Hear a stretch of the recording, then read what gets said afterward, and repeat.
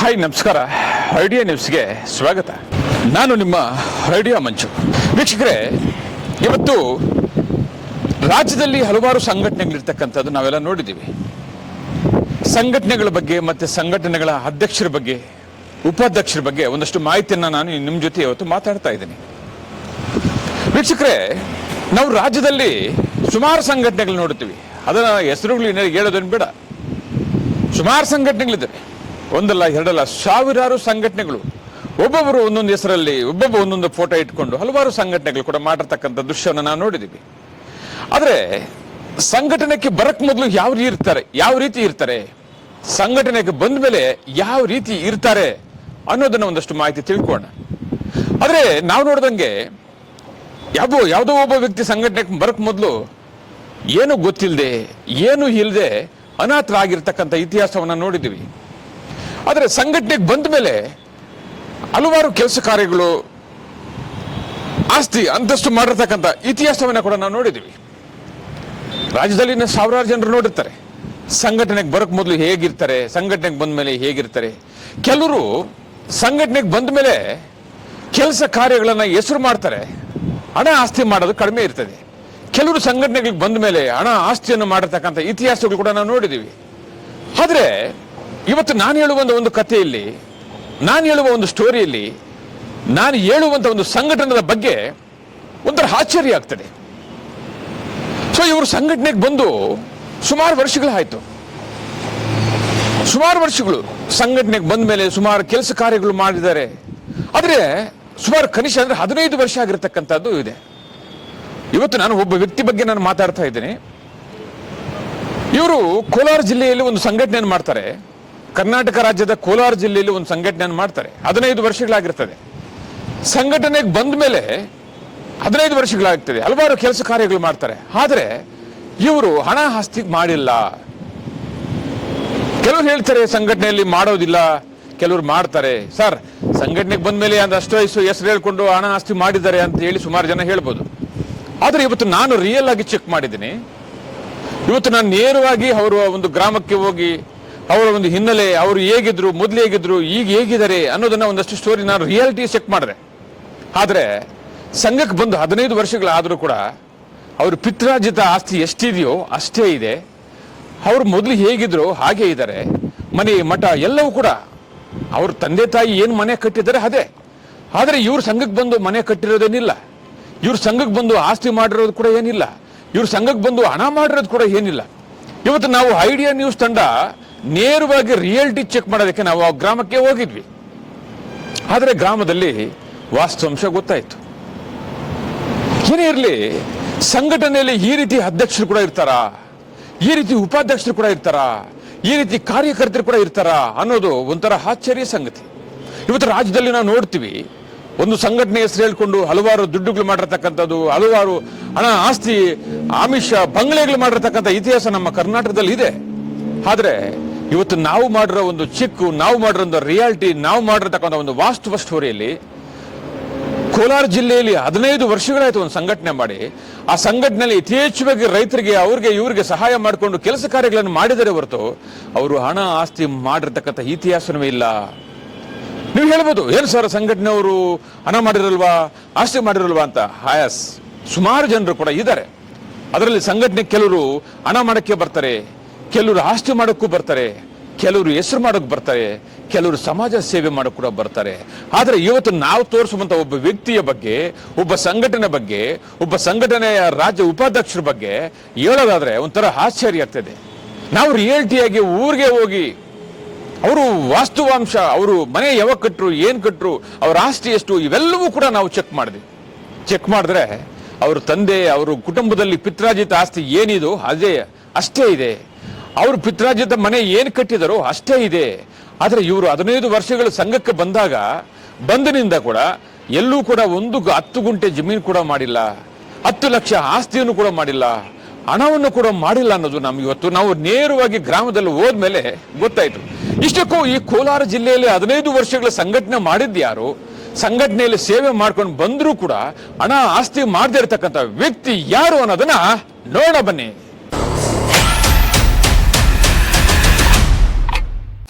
ಆಂಜನಾ ಪ್ರಸಾದ್. ಯಾವ ಊರು? ಹೊಸಮಟ್ನಹಳ್ಳಿ. ಹೊಸಮಟ್ನಹಳ್ಳಿ. ನಾರಾಯಣಗೌಡ್ರು ಏನು ಆಗ್ಬೇಕು ನಿಮಗೆ? ನನ್ನ ತಮ್ಮ. ಸೊ ನೀವೆಷ್ಟು ಅಣ್ಣ ತಮ್ಮಂದ್ರು? ನಾವು 3 ಜನ ಸರ್. 3 ಜನ. ಸೊ 3 ಜನನೂ ವ್ಯವಸಾಯನಾ? ಇಲ್ಲ, ನಾನು ಒಬ್ಬನೇ ವ್ಯವಸಾಯ. ಅವರು ಬರ್ತಾ ಇರ್ತಾರೆ, ಹೋಗ್ತಾ ಇರ್ತಾರೆ ಸರ್. 3 ಜನ ಒಟ್ಟಿಗೆ ಇದ್ದೀರಾ? ಒಟ್ಟಿಗೆ ಇದೆ ಸರ್. ಸೊ ನಾರಾಯಣಗೌಡರು ಸಂಘಟನೆಗೆ ಹೋದ್ಮೇಲೆ ಸೊ ಯಾವ ರೀತಿ ನಿಮ್ಗೆ ಅನಿಸ್ತು? ಒಂದು 10 ಜನಕ್ಕೆ ಒಳ್ಳೇದು ಮಾಡೋದು ಅಂತ ಒಳ್ಳೆ ಕೆಲಸಗಳು ಮಾಡ್ತಾ ಇರ್ತಾರೆ. ಅದ್ರಗೋಸ್ಕರ ನಮಗೂ ಒಂಥರ ಸಂತೋಷನೇ ಅನಿಸ್ತದೆ ಸರ್ ನಮ್ಮನಿಗೆ. ಒಂದ್ ಕಡೆ ನಾರಾಯಣಗೌಡರು ಸಂಘಟನೆಗೆ ಬಂದ್ಮೇಲೆ ಸುಮಾರು ಆಸ್ತಿ ಅಂತಸ್ತು ಮಾಡಿದ್ದಾರೆ ಅಂತ ಹೇಳಿ ಜನ ಹೇಳ್ತಿದ್ದಾರೆ, ನಿಜನ ಸರ್? ಸದ್ಯಕ್ಕೆ ಇರೋ ಸ್ವಲ್ಪ ಅಷ್ಟು ಇಷ್ಟು ಕೈನಿಂದ ಕಳ್ಕೊಂತಾರೆ, ಅವ್ರನಿಂದ ಪ್ರಾಪರ್ಟಿ ಮಾಡಿದ್ದೀನಿ ಅನ್ನೋದು ಇವಕ್ಕೇನು ಇಲ್ಲ ಸರ್. ಈಗ ನಿಮ್ದು ಪಿತ್ರಾಜಿತ ಎಷ್ಟಿದೆ? ಈಗ ಆಸ್ತಿ ಎಷ್ಟಿದೆ? ಪಿತ್ರಾಜಿತ ಸರ್ ಅಂದಾಜು ಒಂದು 15 to 16 ಎಕರೆ ಇರ್ಬೋದು ಸರ್ ನಮ್ದು.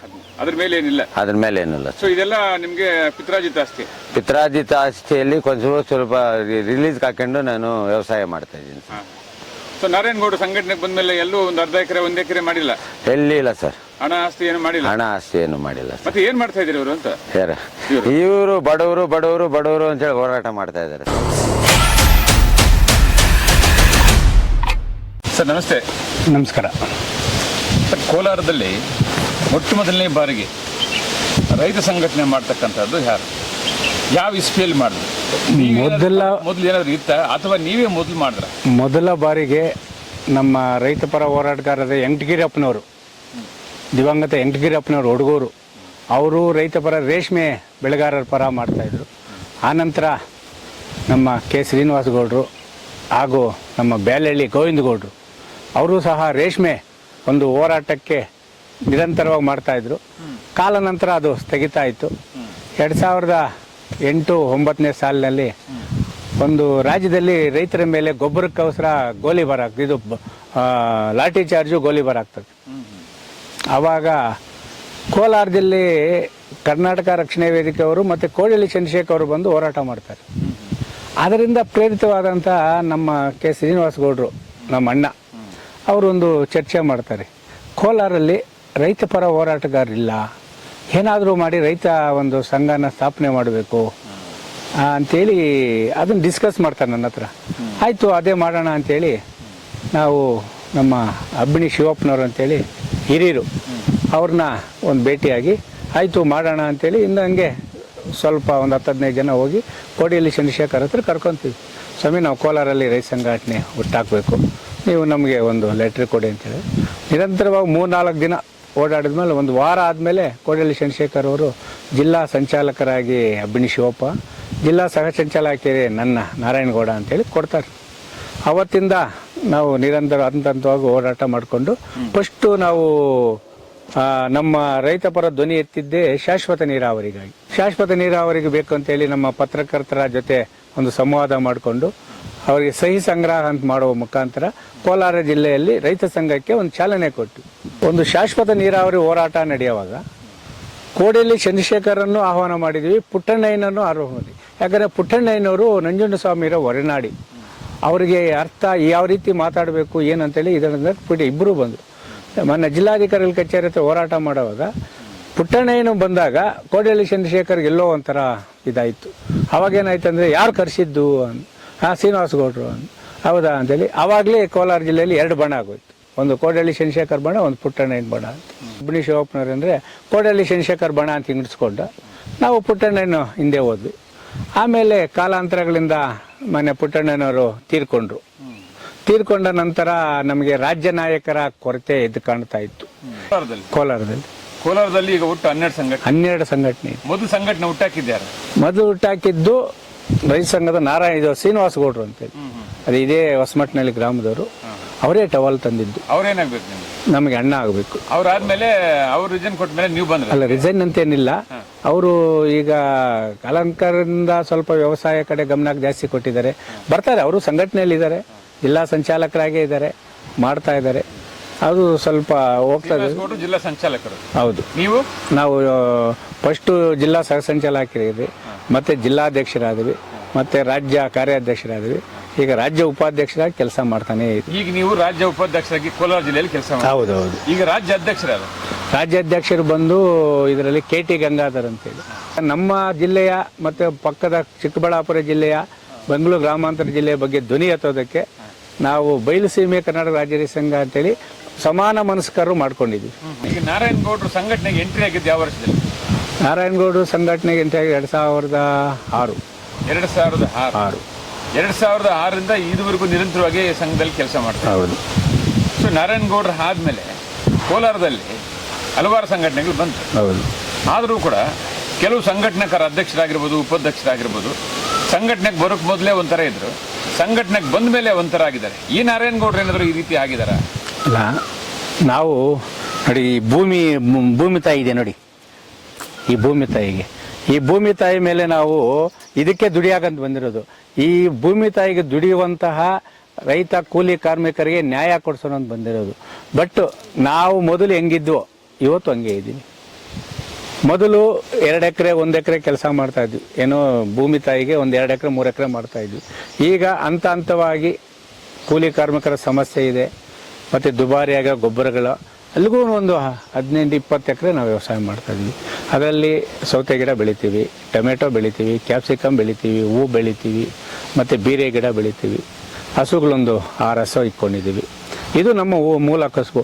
ಮೊದಲು ನಾರಾಯಣಗೌಡರು ಸಂಘಟನೆ ಬರಾಗ ಹೆಂಗಿದ್ರು ಇವಾಗ ಹಂಗೆ ಇದ್ದೀವಿ. ಈಗ ಮೂಲತಃ ನಿಮ್ದು ಪಿತ್ರಾರ್ಜಿತ ಆಸ್ತಿ 20 ಎಕರೆ ಇದೆ. ಹೌದು, 20. ಸಂಘಟನೆಗೆ ಬಂದ ಮೇಲೆ 1 ಎಕರೆ ಕೂಡ ಮಾಡಿಲ್ಲ? ಇಲ್ಲ. ಎಲ್ಲೂ ಕೂಡ ಮನೆ ಮಠ ಆಸ್ತಿ ಅಂತಸ್ತು ಮಾಡಿಲ್ಲ? ಇಲ್ಲ. ನೀವು ಎಲ್ಲೇ ಆಗಲಿ ಎಲ್ಲೇ ಹುಡುಕೊಂಡೆ ನಾರಾಯಣಗೌಡ್ರದ್ದು ಕೋಲಾರಲ್ಲಾಗಲಿ ವೇಮಗಲ್ಲ ಕೋಲಾರ ಜಿಲ್ಲೆಯಲ್ಲಿ ಒಂದು ಅಂಗೈಯಾಗಲಿ 1 ಸೆಂಟ್ ಜಮೀನು ಅವ್ರು ಮಾಡ್ಕೊಂಡಿದ್ದಾರೆ, ಸೈಟ್ ಮಾಡ್ಕೊಂಡಿದ್ದಾರೆ ಅಂದರೆ ಏನು ಸರ್, ಸಾರ್ವಜನಿಕವಾಗಿ ಅವತ್ತು ಟವಲ್ ತೆಗೆದು ಈಚೆ ಮಡಗ್ಬಿಟ್ಟು ಏನು ಸರ್, ಅವರು ಪತ್ರಕರ್ತರಾಗ್ಬೋದು, ಸಾರ್ವಜನಿಕರು ಏನು ಶಿಕ್ಷೆ ಕೊಡ್ತಾರೋ ಆ ಶಿಕ್ಷೆ ಅನುಭವಿಸೋಕೆ ನಾನು ರೆಡಿ. ಹೊರಲಾಗಿ ಸಂಘಟನೆಯಲ್ಲಿ ನೀವು ದುಡಿತಾ ಇದ್ದೀರಾ, ರೈತರಿಗೋಸ್ಕರ ಸೇವೆ ಮಾಡ್ತಾ ಇದ್ದೀರಾ. ಅದು ಬಿಟ್ಟರೆ ಬೇರೆ ಇನ್ನೇನು ನಿಮಗೋಸ್ಕರ ಸ್ವಂತಕ್ಕೆ ಏನು ಮಾಡಿಲ್ಲ ಸರ್? ನಮಗಂದ್ರೆ ನನ್ನ ಕುಟುಂಬ ಆಸ್ತಿ. ನನ್ನ ಕುಟುಂಬದ ಜೊತೆಗೆ ಕೋಲಾರ ಜಿಲ್ಲೆಯಾದ್ಯಂತ ಬಡ ರೈತ ಕೂಲಿ ಕಾರ್ಮಿಕರು ನನ್ನ ಆಸ್ತಿ ಅವರು. ನಾನು ಹೊಟ್ಟೆ ತುಂಬ ಊಟ ಮಾಡ್ಬೇಕಂದ್ರೆ ನನಗೆ ಮನೆಯಾಗ ಕೂತ್ಕೊಂಡು ಅವರು ಏನು ತಿಂತಾರೆ ಅದೇ ಊಟ ಹಾಕ್ತಾರೆ. ಅದಕ್ಕೆ ನೀನು ಆಸ್ತಿ ಏನು ಬೇಕು ಸರ್? ಎಲ್ಲ ಏನು ಬೇಕು ಹೇಳಿ? ಈಗ ನನ್ನ ಕುಟುಂಬದಲ್ಲಿ 22 ಜನ ನಾವಿರೋದು. ನನ್ನ ಕುಟುಂಬ ಹೆಂಗಂದ್ರೆ ನಾರಾಯಣಗೌಡರು ಹೋರಾಟ ಮಾಡ್ತಾ ಇದ್ದಾರೆ, ನಾರಾಯಣಗೌಡರು ಕಾರಲ್ಲಿ ಓಡಾಡ್ತಾ ಇದ್ದಾರೆ, ನಾರಾಯಣಗೌಡರು ಒಳ್ಳೆ ಬಟ್ಟೆ ಹಾಕ್ತಾರೆ ಅಂತೇಳಿ ಏನು ತಕರಾರು ಮಾಡೋದಾಗಲಿ ನಮ್ಮ ಬಗ್ಗೆ ಇದು ಮಾಡೋದಾಗಲಿಲ್ಲ. ನಾರಾಯಣಗೌಡರು ಇದ್ದಾರೆ, ಅವ್ರು ಬಂದಲ್ವಾಗ ನಾವು ಇರೋಣ ಅಂತೇಳಿ ಒಂದು ಬೆಂಬಲಿತವಾಗಿದ್ದಾರೆ. ಅಂದರೆ ನನಗೆ ನನ್ನ ರೈತ ಸಂಘದ ಹೋರಾಟಕ್ಕೆ ಬಡವರಿಗೆ ನ್ಯಾಯ ಕೊಡಿಸೋಕೊಂಡ್ರೆ ಬಡವರೇ ನನಗೆ ಶಕ್ತಿ. ಹೊರಲಾಗಿ ನಾರಾಯಣಗೌಡರು ಸಂಘಟನೆಗೆ ಬರೋಕ್ಕೆ ಮೊದಲು ಮದುವೆ ಆಗಿತ್ತಾ ಅಥವಾ ಸಂಘಟನೆಗೆ ಬಂದ ಮೇಲೆ ಮದುವೆ ಆಯ್ತಾ? ಇಲ್ಲ, ನಾನು ಮದುವೆ ಆಗಿದ್ದು 2018. 2018 ಸಂಘಟನೆಗೆ ಬಂದಿದ್ದು 2006. ಅಂದ್ರೆ ಮದುವೆಗೆ ಮೊದಲೇ ನೀವು ಸಂಘಟನೆಗೆ ಬಂದ್ರಿ? ಹೌದೌದು. ಸೊ ಮದುವೆಗೆ ಮೊದಲೇ ಬಂದ್ಮೇಲೆ ನೀವು ಸಂಘಟನೆಗೆ ಬಂದ್ಮೇಲೆ ಮದುವೆ ಮಾಡ್ಕೊಂಡ್ರೆ? ಹೌದು. ಸೊ ನಿಮ್ಮ ಮನೆಯವರು ಏನ್ ಮಾಡ್ತಾರೆ? ನಮ್ಮ ಮನೆಯವರು ಮನೆ ಹೌಸ್ ವೈಫ್. ನಾರಾಯಣಗೌಡರಿಗೆ ಮಕ್ಕಳು ಎಷ್ಟು? 2. ಹೆಣ್ಮಕ್ಳು ಎಷ್ಟು, ಗಂಡು ಮಕ್ಳು? ಇಲ್ಲ, 2 ಗಂಡು ಮಕ್ಕಳೇ. ಒಬ್ಬನು ಫಸ್ಟ್ ಸ್ಟ್ಯಾಂಡರ್ಡ್, ಒಬ್ಬನು pre-KG. ಊರಲ್ಲಾಗಿ ಈಗ ಎಲ್ಲೂ ಕೂಡ ನಾರಾಯಣಗೌಡ ಸಂಘಟನೆಗೆ ಬಂದ ಮೇಲೆ ಬೇರೆ ಆಸ್ತಿ ಮಾಡಿಲ್ಲ, ಹಣ ಏನಾದ್ರು ಮಾಡಿದಾರ? ಹಣ ಮಾಡಲ್ಲ, ಆಸ್ತಿ ಮಾಡೋದು ಒಂದೇ, ಹಣ ಮಾಡೋದು ಒಂದೇ.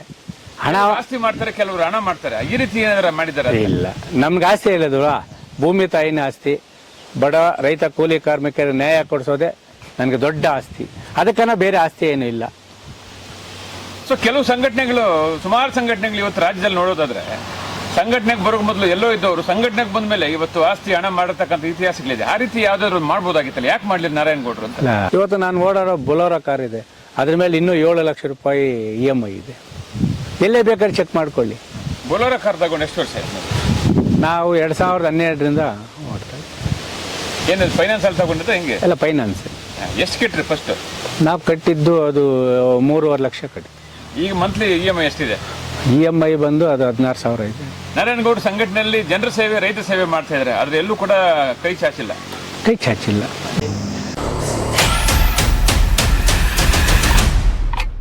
ವೀಕ್ಷಕರೇ, ಇಂತಹ ವಿಡಿಯೋಗಳು ನೋಡಬೇಕಾದ್ರೆ ಐಡಿಯಾ ನ್ಯೂಸ್ ಅನ್ನ ಸಬ್ಸ್ಕ್ರೈಬ್ ಮಾಡಿ, ಶೇರ್ ಮಾಡಿ, ಲೈಕ್ ಮಾಡಿ.